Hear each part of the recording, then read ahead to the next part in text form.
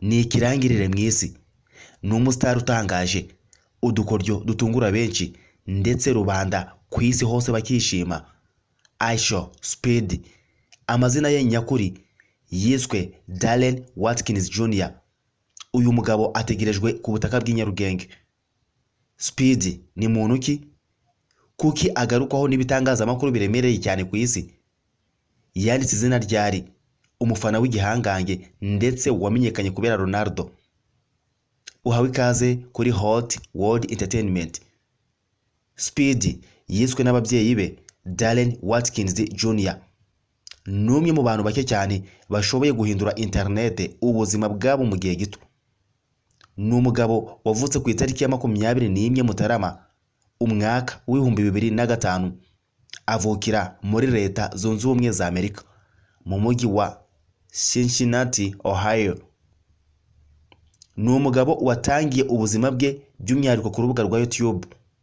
Speed yatangiye umuyoboro wa YouTube mu 2016, ariko icyo gihe nta n'umuntu n'umwe wigeze umwitaho, haba inshuti ze, abavandimwe, bose bamubonaga ibintu arimo nta kintu bizamumarira. Yashyiragaho video akiri imikino nka NBA 2K, ariko ntiyigeze abona views zihagije, subscriber ndetse n'amafaranga kuri YouTube byose byari zero. Ni umugabo wakomeje gukora atizigamye, nubwo inshuti ze zamusekaga zivuga ko ari guta igihe. Uyu mugabo yaje kwesa imihigo mu myaka za 2020-2021. Izina Speed ryabaye ikirangirire ku isi hose. Buri ruhande rw'isi rumenya Aisha-Speed. Ama live streaming yakoze adasanzwe, kurakara cyane, gutaka, guseka cyane, kuvuga amagambo atunguranye. Ibi byatumye buri muntu wese aho aherereye ku isi yita ku myitwarire n'imimerere ya Aisha-Speed. Ibyo byatumye video ze zitangira gucicikana ku mbuga nka TikTok. Abantu barushijeho kuzisangiza abandi. Aho niho ibintu byahindukiye biba ikirangirire. Ubundi Aisha-Speed aba ikintu kidasanzwe mu mateka y'abakomedi ku isi. Video imwe ishobora kumuzanira abantu ibihumbi mu ijoro rimwe. Ni umugabo ufite imico ituma akundwa cyane, buri umwe akumva atarara atarebye video ya Aisha-Speed. Speed akundwa kubera atari fake, kwerekana amarangamutima ye uko ari, kutitinya kunengwa, ndetse n'ikindi kuba umusore uvuga ko ibintu ibyo ari byo byose akabivuga uburyo abyiyumvisha nuko abyumva.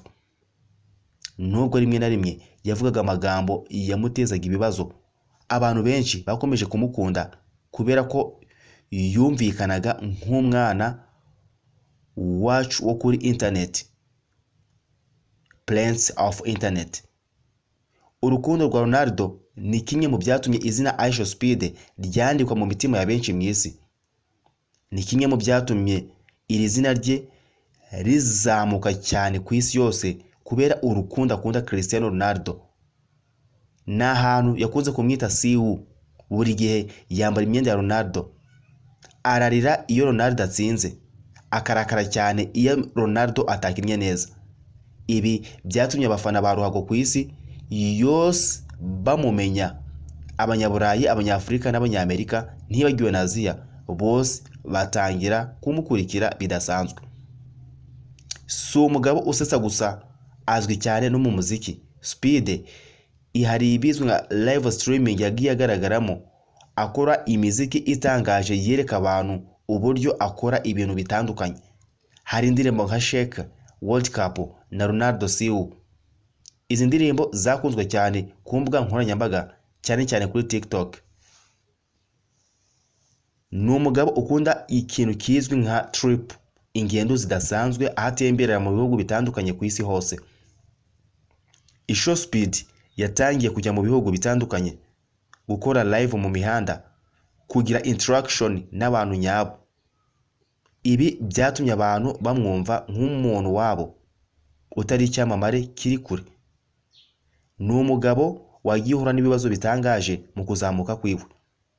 Nubwo yageze kure, Aisha-Speed yahuye n'ibibazo byo gufungirwa imbuga nkoranyambaga, platform zimwe na zimwe zikorerwa ikizwi nka ban yajyanengwa n'abantu bakuru kuvuga ibintu bidakwiriye rimwe na rimwe. Ibi nabyo byatumye abura ikizwi nko kwizerwa n'abahanga ndetse n'abantu bihagazeho.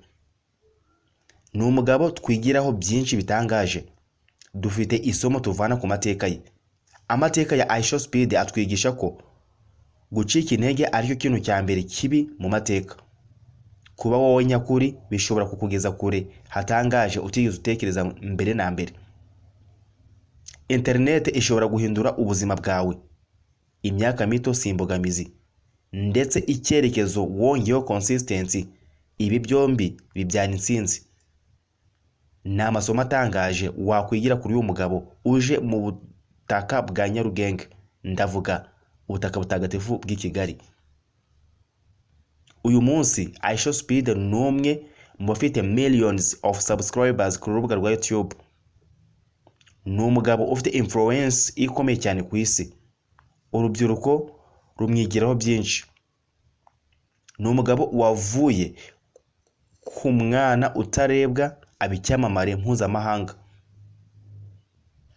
Kuki iShowSpeed ibi yabikoze wowe utakora? Intangiriro zawe nizi, inzozi zawe nizi. Turi muri 2026. Vuga uti time is now, kandi Imana izabimfashemo. Njye ndi Demba 250. Amahoro y'Imana akomeze